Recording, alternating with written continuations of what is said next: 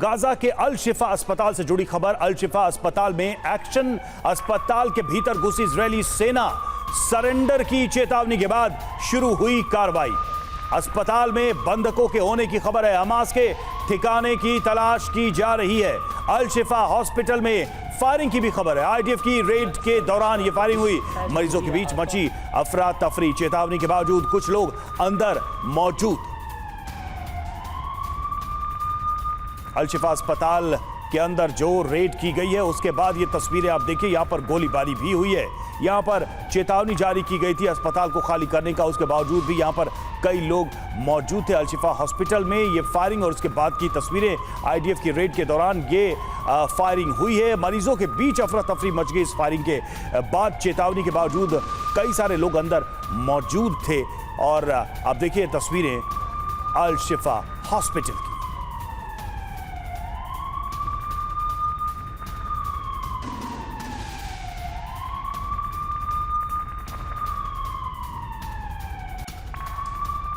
खबर आपको बता दें, अल शिफा अस्पताल में फायरिंग हुई। आईडीएफ की रेड के दौरान ये फायरिंग हुई है। मरीजों के बीच अफरा तफरी मच गई। अचानक से यहां गोलियां चलने लगी। चेतावनी के बावजूद कुछ लोग अंदर भी मौजूद रहे। ये देखिए तस्वीर आपको दिखा रहे हैं। यहाँ पर इस अस्पताल में आईडीएफ रेड करने पहुंची थी और इस दौरान अचानक से गोलियां चलने लगी, फायरिंग होने लगी। मरीजों के बीच अफरा तफरी का माहौल।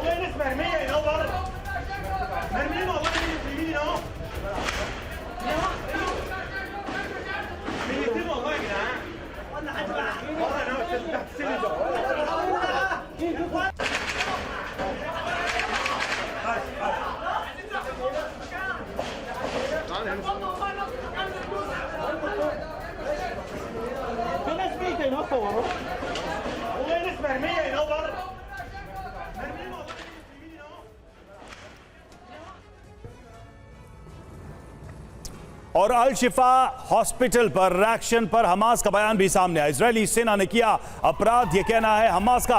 अस्पताल के अंदर 9000 चिकित्सा कर्मी, हमले में कई मरीज घायल हुए हैं, यह हमास की तरफ से दावा किया गया है। इस हमले को लेकर अल शिफा हॉस्पिटल में इजरायल की कार्रवाई पर हमास का आरोप।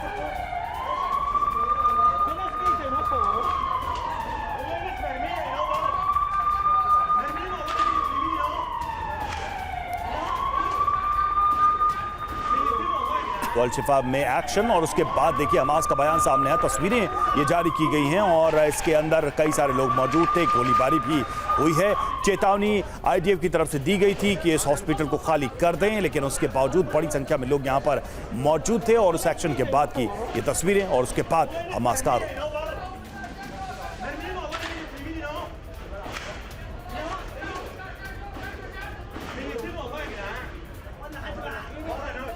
और बड़ी खबर है, गाजा में आईडीएफ की हमास को चेतावनी। हमले से पहले आत्मसमर्पण की वार्निंग दी गई है। और साथ ही बता दें आपको, फ्लेयर्स छोड़कर सरेंडर का दबाव भी बनाया गया। अल शिफा अस्पताल के पास लगाई आग।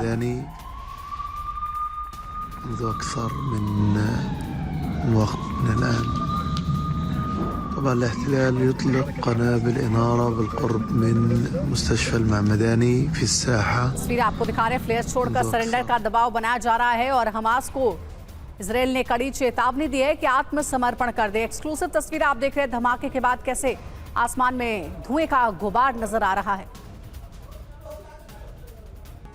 तो गाजा में अस्पतालों के सामने बहुत बड़ा संकट खड़ा हो गया है। एक तरफ कहा जा रहा है कि गाजा के सभी अस्पताल ईंधन की कमी की वजह से बंद हो जाएंगे, लेकिन दूसरी तरफ गाजा के अस्पतालों को लेकर हैरान करने वाले खुलासे भी हुए हैं। इजरायली सेना ने जो दावे किए हैं और जो सबूत दिखाए हैं उसके मुताबिक गाजा में अस्पताल के नीचे बनी सुरंगों में हमास का सीक्रेट अड्डा है। अस्पताल की सुरंगों में हमास के कंट्रोल रूम के अलावा बंधकों को रखने की जगह, हथियारों का भारी जखीरा और बड़ी मात्रा में विस्फोटक मिले हैं।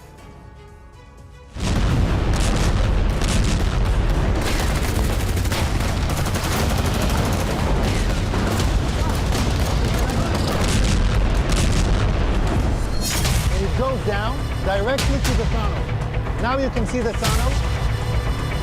You can see the tunnel. We're now in the area of the basement of the hospital. Israel के निशाने पर क्यों हैं गाजा के अस्पताल?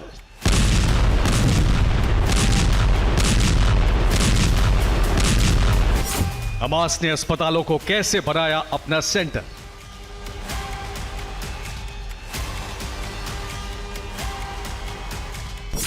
गाजा के अस्पतालों में सुरंग का सनसनीखेज सच। And it goes down directly to the tunnel. Now you can see the tunnel. You can see the tunnel. Gaza के अस्पतालों पर सबसे बड़ा खुलासा। We are now in the area of the basement of the hospital.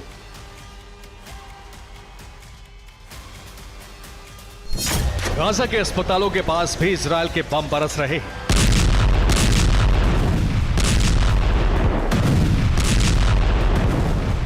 अस्पतालों के पास बम बरसाने को लेकर इजरायली सेना दावे करती रही है कि हमास ने गाजा के अस्पतालों को अपना सीक्रेट अड्डा बना रखा है और उसकी आड़ लेकर हमास के लड़ाके छिपे हुए हैं।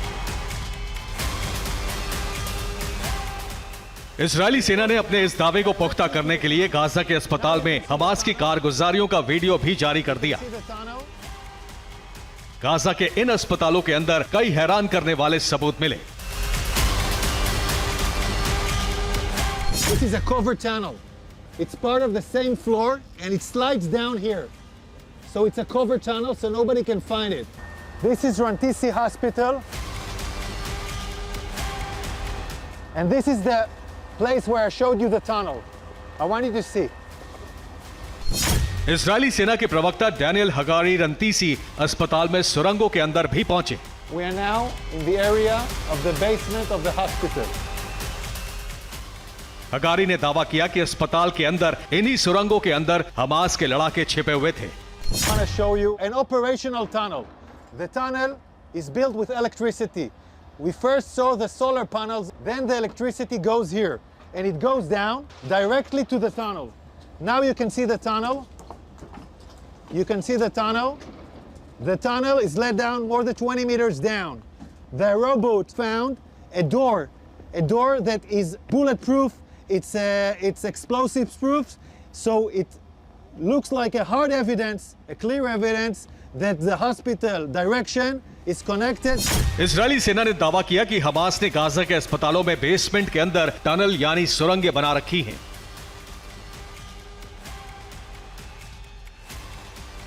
दावे के मुताबिक हमास ने अस्पताल से स्कूल के बीच सुरंग का जाल बिछा रखा है। इजरायली सेना की स्पेशल यूनिट ने गाजा के रंतीसी अस्पताल के अंदर इस सनसनीखेज ऑपरेशन को अंजाम दिया। जब अस्पताल के अंदर सुरंगों को खंगाला गया तो वहां हमास का कमांड सेंटर दिखा। हमास के अत्याधुनिक हथियार मिले। AK-47 असॉल्ट राइफल से लेकर बम बारूद का बड़ा जखीरा मिला। इसके अलावा बाहर निकलने के लिए सुरंगें, हमले के लिए सुरक्षित पोजीशन, बुलेट प्रूफ दरवाजे, बंधकों को रखने की जगह और IDF पर हमले से जुड़े दस्तावेज भी मिले। इन्हीं सुरंगों में हमास ने बंधकों को रखा था। साथ ही हमास के लड़ाके 7 अक्टूबर को इजराइल पर हमले के बाद लौटकर यहीं छिपे हुए थे।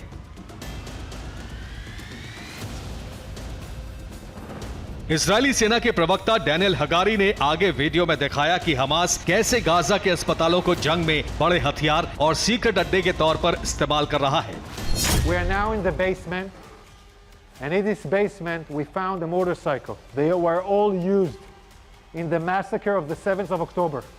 They even have bullets in this motorcycle. So they came back from the massacre on the 7th of October into Rantisi Hospital. अस्पताल की सुरंग में मिली एक कैलेंडर नुमा लिस्ट को इजरायली सेना हमास की प्लानिंग लिस्ट बता रही है। इजरायली सेना का दावा है कि इस लिस्ट के जरिए हमास इजराइल पर हमले की योजनाएं बनाता था और हमलों की तारीखें भी तय करता था। लेकिन कहा जा रहा है कि असल में वो एक कैलेंडर है, जैसे आम कैलेंडर होते हैं। इस कैलेंडर में महीने की तारीखें छपी हुई हैं।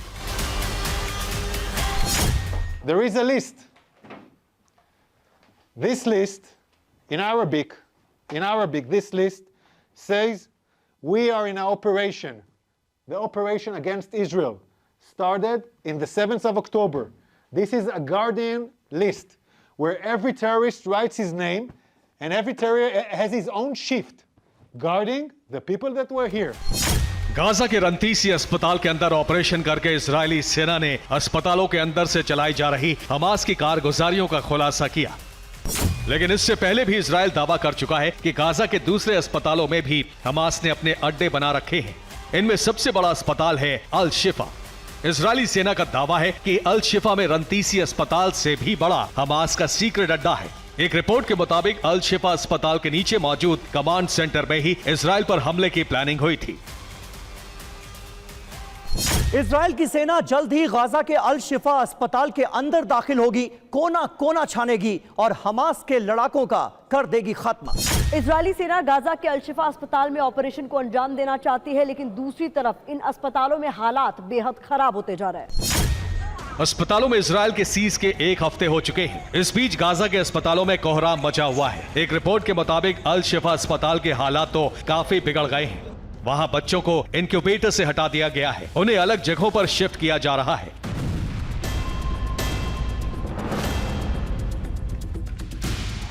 अस्पतालों में ईंधन की किल्लत ऐसी है कि अस्पताल बंद होने के कगार पर है। गाजा के स्वास्थ्य मंत्रालय के मुताबिक ईंधन की कमी की वजह से गाजा के सभी 36 अस्पताल 48 घंटे में पूरी तरह से बंद हो जाएंगे। फिलिस्तीनी शरणार्थियों के लिए काम करने वाली संयुक्त राष्ट्र की एजेंसी UNRWA ने भी गाजा के हालात को भयावह करार दिया है। UNRWA के मुताबिक उसके पास सिर्फ मंगलवार तक का ही ईंधन है। इसके बाद उसे भी अपना मिशन बंद करना पड़ सकता है। ऐसे में बड़ा सवाल है कि अगर गाजा के सभी अस्पताल बंद हो गए तो गाजा के 23 लाख लोगों का क्या होगा। अस्पतालों पर हमले की वजह से सबसे ज्यादा मुसीबत में वो लोग हैं जो हवाई हमले में जख्मी हुए हैं। इन लोगों को पहले नॉर्थ गाजा से निकलना होगा, फिर साउथ गाजा के किसी अस्पताल में शिफ्ट करना होगा। लेकिन फिलहाल ये संभव नहीं लग रहा है, क्योंकि भीषण जंग के बीच ना तो गाजा में ऐसे हालात दिख रहे हैं, ना ही इतनी सुविधाएं बची हैं। Bureau report, TV9 Bharatvarsh.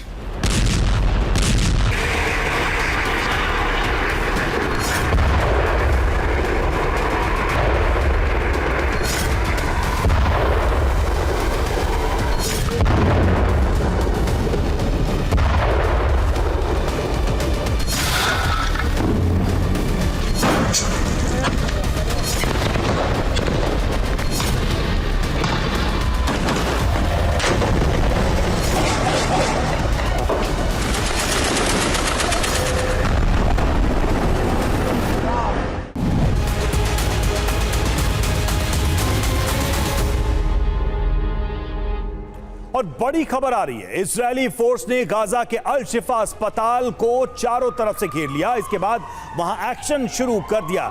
Israeli force को हॉस्पिटल में हमास लड़ाकों का ठिकाना होने की खबर मिली थी। इसके बाद उन्होंने वहां चेतावनी के बाद कार्रवाई शुरू कर दी। ऐसी खबर आ रही है कि हमास ने अस्पताल में बंधकों को कैद करके रखा है, ये जानकारी सामने आ रही है। तो देखिए, अल शिफा अस्पताल पर एक्शन सरेंडर की चेतावनी के बाद कार्रवाई की गई और अस्पताल में बंधकों के होने की खबर सामने आ रही है। और इस वक्त एक और अपडेट आपको दे दे, गाजा में इजरायली सेना की बहुत बड़ी कार्रवाई हुई है। गाजा के अल शिफा अस्पताल में घुसी इजरायली सेना, सरेंडर की चेतावनी के बाद शुरू की कार्रवाई। अस्पताल में बंधकों के होने की खबर, हमास के ठिकानों की तलाश जारी।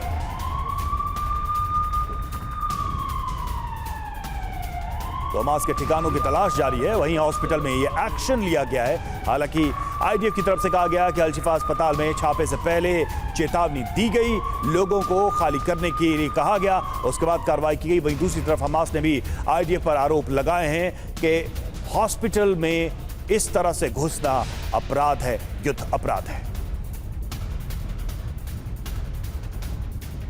एक और अहम खबर है, अल शिफा अस्पताल में फायरिंग का नया वीडियो सामने आया है। अल शिफा अस्पताल में लगातार फायरिंग हो रही है। IDF की रेड के दौरान फायरिंग हुई, मरीजों के बीच मची अफरा तफरी। चेतावनी के बावजूद कुछ लोग अंदर मौजूद हैं।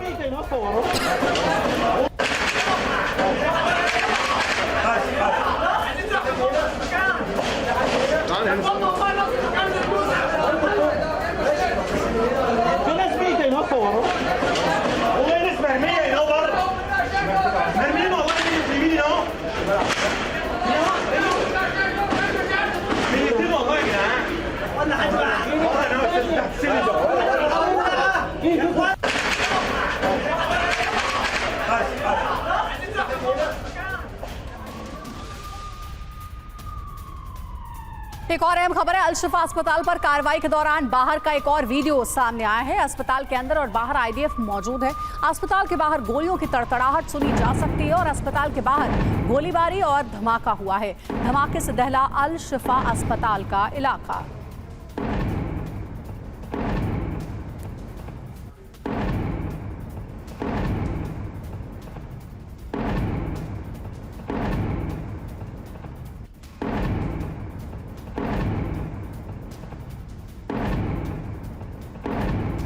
तो अल शिफा हॉस्पिटल में जो हमले हुए उसके बाद कैसे हालात, कैसी तस्वीरें सामने आ रही है वो हम आपको दिखा रहे हैं। और अल शिफा हॉस्पिटल पर इजरायली एक्शन के बाद हमास का भी रिएक्शन आया है। हमास ने भी प्रतिक्रिया दी है। इजरायली सेना ने किया है अपराध, ये कहना है हमास का। अस्पताल के अंदर 9,000 चिकित्सा कर्मी, हमले में कई मरीज घायल हुए हैं, ये कहना है हमास का।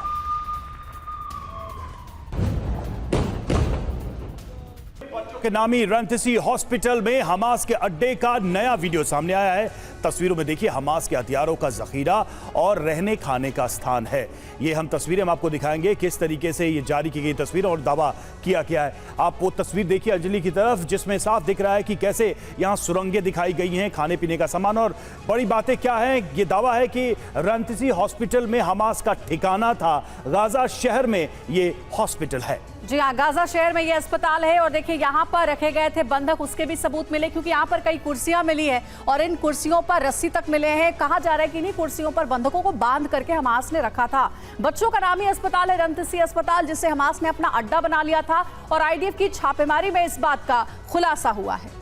कमरे में हथियारों का जखीरा भी मिला है, यह भी आईडीएफ का दावा है। बंधकों के रखे जाने का दावा भी आईडीएफ की तरफ से किया गया है कि यहां पर बंधकों को रखा गया था, छुपाया गया था। यही वजह है कि इस हॉस्पिटल पर में बड़ी कार्रवाई करनी पड़ी है।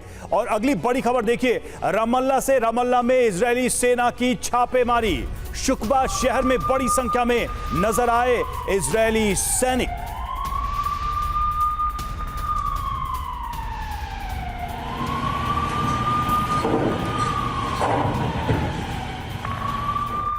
तो गाजा में इजरायली फोर्स और हमास के बीच भीषण जंग जारी है। इजरायली फोर्स हमास को पीछे धकेलते हुए उसके कई ठिकानों पर कब्जा कर चुकी है। इस बीच हमास लीडर ने बड़ा दावा किया है। वो दावा क्या है वो आपको हम बिग वॉल पर सारी डिटेल्स बताएंगे। देखिए, दावों की बात करें तो ओसामा हमदान जो कि हमास का लीडर है, वो कहता है कि अभी तो लड़ाई की शुरुआत हुई है। अल शिफा में आईडीएफ ने नरसंहार किया है और 170 शवों की सामूहिक कब्र यहां बनाई गई है। वहीं दूसरी तरफ इस युद्ध को लेकर एंटोनियो गुटेरेस महासचिव यूएन वो क्या कह रहे हैं? गाजा के अस्पतालों में बदतर हालात हैं, लोगों की मौत से परेशान हूं। तत्काल संघर्ष विराम की अपील उन्होंने की है, युद्ध विराम की अपील की है, ये एंटोनियो गुटेरेस की तरफ से कहा गया है। और इस बीच एक और अपडेट, उत्तरी गाजा में आईडीएफ का बारूदी कहर। जमीनी जंग में आईडीएफ की पकड़ मजबूत। आईडीएफ के दो तरफा अटैक से कांपा गाजा, तबाह हमास ठिकानों पर सर्च ऑपरेशन जारी।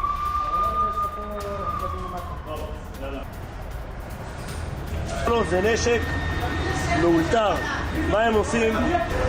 तो ये ठिकाने जिन पर पहले हमला किया गया और अब उनकी तलाशी ली जा रही है, सर्च ऑपरेशन चलाया जा रहा है। उत्तरी गाजा में आईडीएफ की बड़ी कार्रवाई।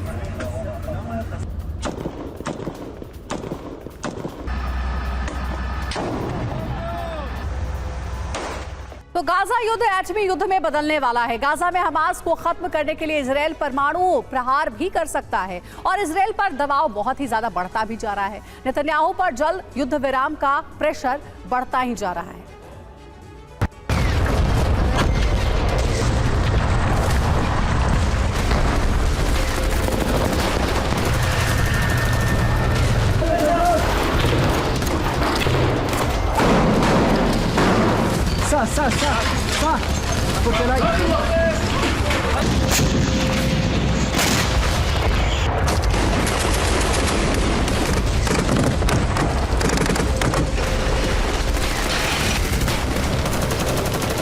क्या युद्ध की ये आग एटमी आग में बदलने वाली है?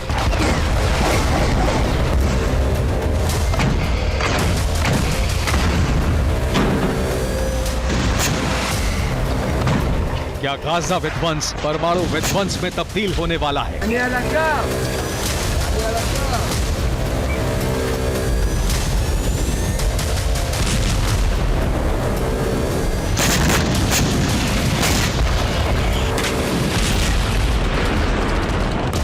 क्या 15 दिन में ऐसा विनाश होने जा रहा है जिसकी कल्पना किसी ने नहीं की है?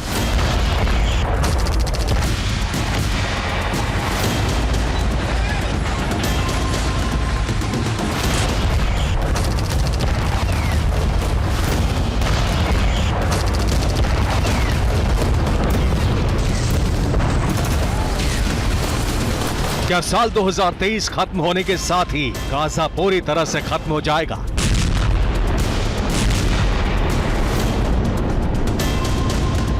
क्या 2 हफ्ते बाद गाजा हिरोशिमा बन जाएगा?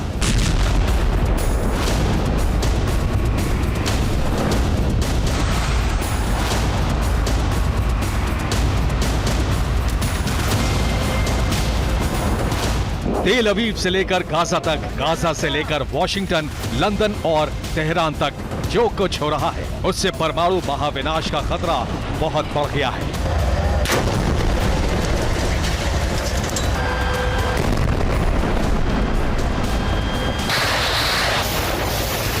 अब जो जंग हो रही वो गाजा के भविष्य को लेकर जंग है, जिसमें ग्लोबल न्यूक्लियर करंट का आगमन हो गया है।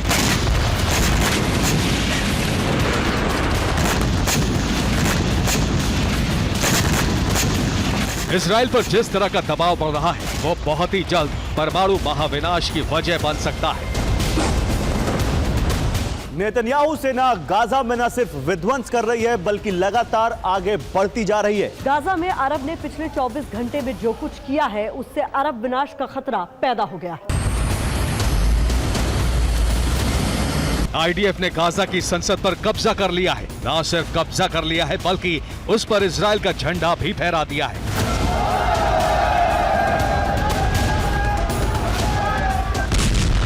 और इसी के साथ गाजा युद्ध में एटमी विध्वंस का खतरा बढ़ गया।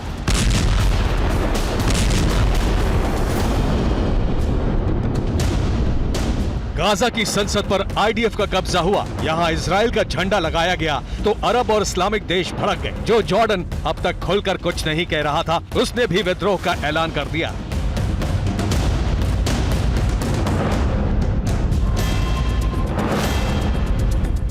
जॉर्डन ने घोषणा कर दी है कि वो गाजा पर इजरायली कब्जे का विरोध करता है। लेबनान में हमास के प्रतिनिधि ओसामा हमदान ने कहा है कि गाजा पर सिर्फ गाजा के लोगों का शासन होगा। आजादी के लिए हम बेहिसाब खून बहाने के लिए तैयार हैं।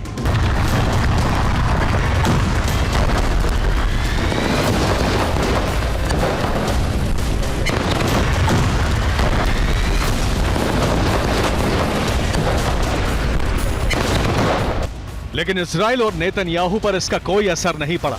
इजराइल के रक्षा मंत्री योव गैलेंट ने घोषणा की है कि हमास गाजा पर अपना कंट्रोल खो चुका है। नेतन्याहू ने फिर से ऐलान कर दिया है कि युद्ध के बाद गाजा पर इजरायली सेना का ही नियंत्रण रहेगा।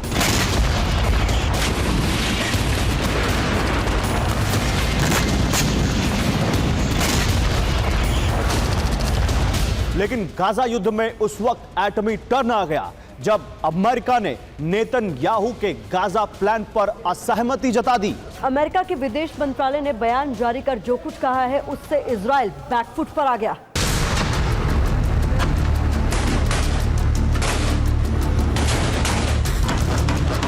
युद्ध के बाद गाजा पर इजराइल का ही नियंत्रण रहेगा। नेतन्याहू के इस बयान पर अमेरिकी विदेश मंत्रालय ने कहा कि गाजा के भविष्य को लेकर नेतन्याहू के बयान से अमेरिका पूरी तरह से असहमत है। अमेरिका चाहता है कि गाजा पर कब्जा नहीं हो, ना ही वहां के लोगों को निकाला जाए। अमेरिका गाजा में फिर से हमास का शासन भी नहीं चाहता है।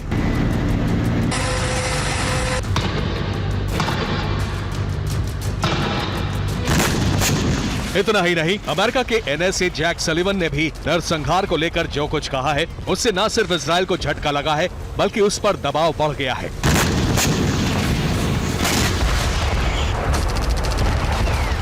The loss of a single innocent life is a tragedy, whether it's a Palestinian civilian, an Israeli civilian, or anyone else.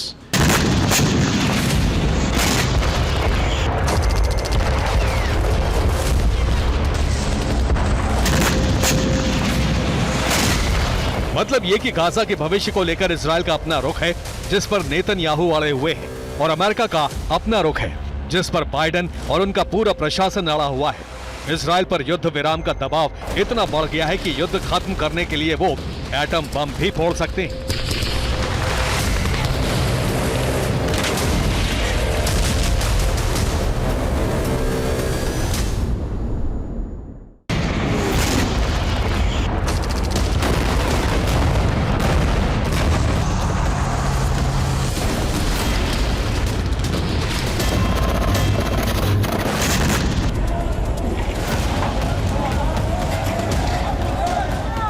America Israel के प्लान के खिलाफ खड़ा हो गया है। बावजूद इसके नेतन्याहू अड़े हुए हैं। इस बीच इजराइल के विदेश मंत्री ने बहुत बड़ा और सनसनीखेज बयान दे दिया है। ये वो बयान है जिसने एटमी विध्वंस की मुनादी कर दी है। इजराइल के विदेश मंत्री एली कोहेन ने कहा है कि इजराइल पर युद्ध खत्म करने का दबाव बहुत बढ़ गया है। अब 2 हफ्ते से ज्यादा युद्ध को खींचना असंभव है। 2 सप्ताह के अंदर हमें गाजा को लेकर अंतिम निर्णय लेना होगा।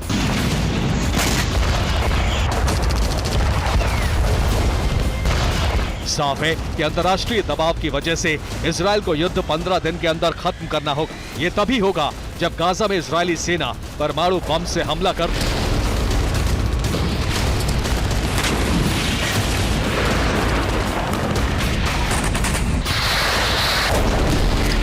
15 दिन के बाद अगर इजरायली सेना एटमी राह अख्तियार कर ले तो किसी को हैरानी नहीं होनी चाहिए।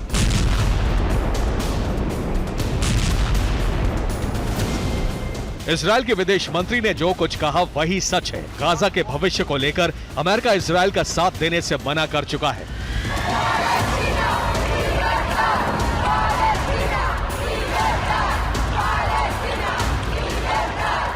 इजरायल पर अंतर्राष्ट्रीय दबाव की एक वजह वो आक्रोश है जो गाजा युद्ध के खिलाफ पूरी दुनिया में भड़का हुआ है।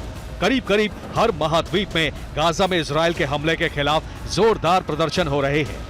दुनिया के तमाम देशों में करोड़ों लोग तत्काल युद्ध विराम की मांग कर रहे हैं।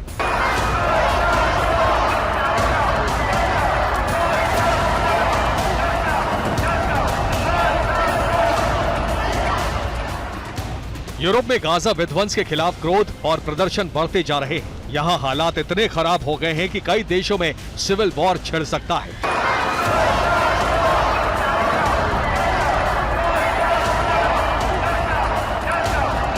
इस बात का ऐलान टेस्ला मोटर्स के सीईओ एलॉन मस्क ने किया है।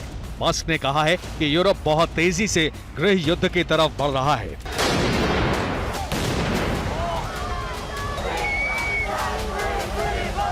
इंडोनेशिया और स्पेन जैसे कई देशों ने बाइडेन से अपील की है कि गाजा युद्ध की आग जल्द से जल्द बुझाएं।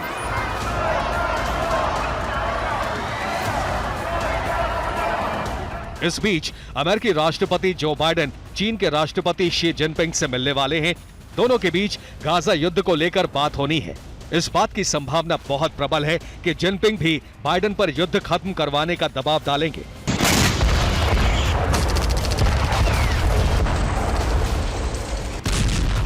अरब और इस्लामिक देश पहले से ही आक्रामक हैं। नतीजतन अमेरिका के साथ साथ यूरोप पर भी प्रेशर बढ़ता जा रहा है।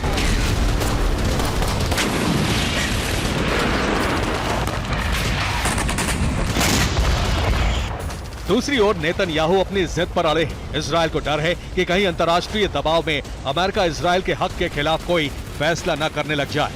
इसलिए इजरायल उससे पहले ही अपना गाजा ऑपरेशन पूरा करना चाहता है। जैसा कि इजरायल के विदेश मंत्री ने कहा, इजरायल के पास सिर्फ 15 दिन का वक्त है। तो सवाल यही है कि क्या नेतन्याहू सेना अब एटमी विध्वंस करने वाली है? क्या गाजा का हाल हिरोशिमा जैसा होने जा रहा है? इन सवालों का जवाब तो फिलहाल वक्त ही बताएगा। Bureau report, TV9 Bharatvarsh.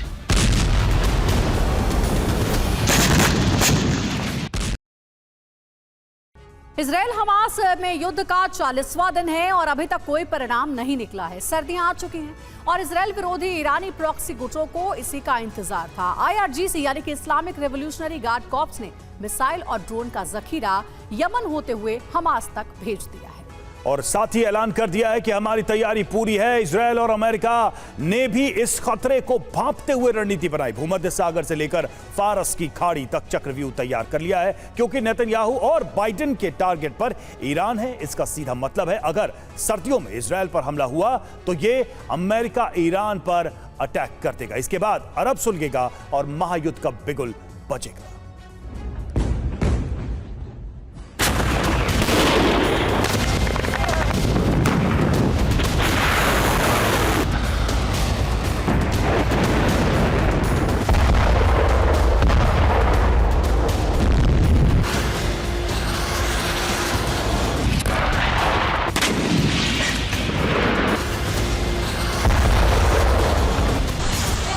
Gaza में बारिश सर्दियों की दस्तक दे रही है और इस दस्तक में एक ऐसा विध्वंस छिपा है जिससे पूरा मिडिल ईस्ट दहल जाएगा।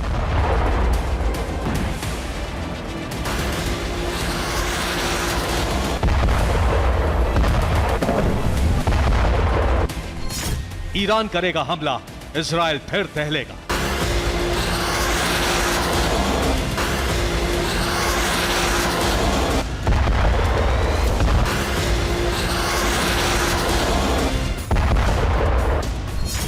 अमेरिका लेगा बदला, अब अरब जलेगा।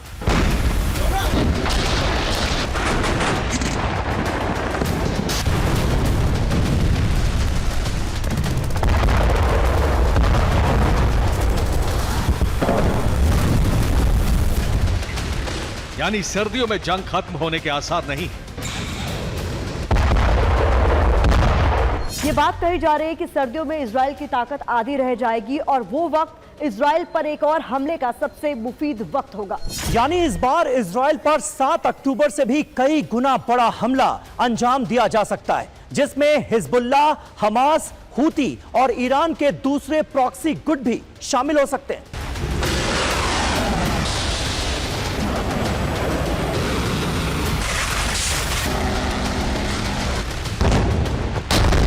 बल्कि गाजा से भी कहीं ज्यादा विनाश की आशंका है।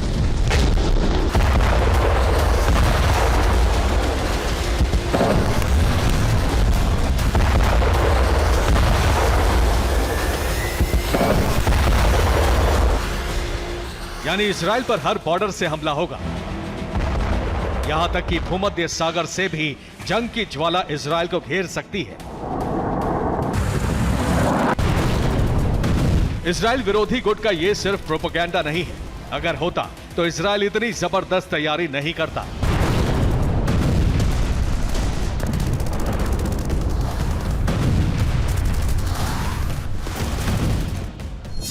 हथियारों का प्रोडक्शन बढ़ा दिया है। अमेरिका से हथियार मंगाए जा रहे हैं।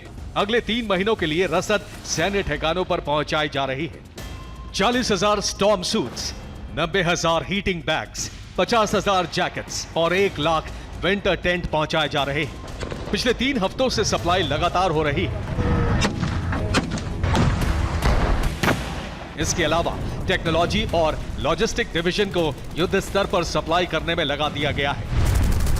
यानी इजराइल को इस बात का अंदाजा था कि जंग सर्दियों तक खींचेगी। इसके लिए उसने तैयारी पहले ही शुरू कर दी थी।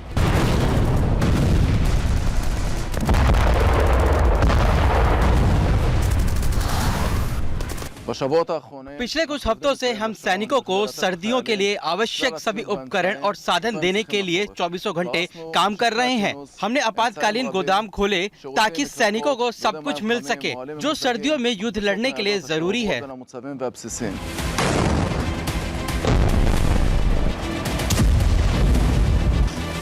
इजराइल अगर लंबे युद्ध की तैयारी में है तो ईरान से भी सिग्नल मिल रहे हैं कि वो भी पूरी तरह से जंग के लिए तैयार है।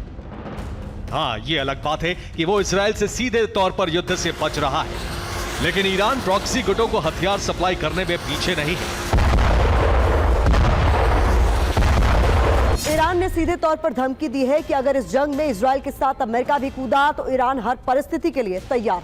यानी ये तय है कि मिडिल ईस्ट में अमेरिकी सैन्य अड्डों पर जो हमले हो रहे हैं उसके पीछे ईरान का हाथ है। ईरान के प्रॉक्सी गुट ये हमले अंजाम दे रहे हैं। अब अमेरिका को तय करना है कि वो ईरान का जवाब कैसे देगा। सर्दियों में इस बात का फैसला हो जाएगा कि हमास इजराइल की जंग क्या पूरे अरब में फैलेगी या फिर गाजा तक ही सीमित रहेगी। लेकिन इसके आसार लगते नहीं, क्योंकि ईरान और इजराइल ने जो तैयारी की है वो किसी बड़े युद्ध का अंदेशा दे रही है।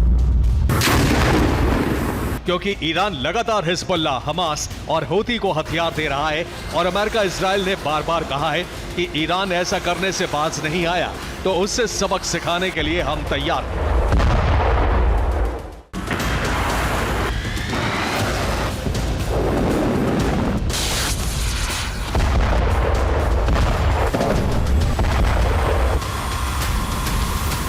इसके अलावा ईरान ने एक ऐसी लॉन्ग रेंज मिसाइल तैयार की है जिसका नाम ईरानी कमांडर कासिम सुलेमानी के नाम पर रखा है।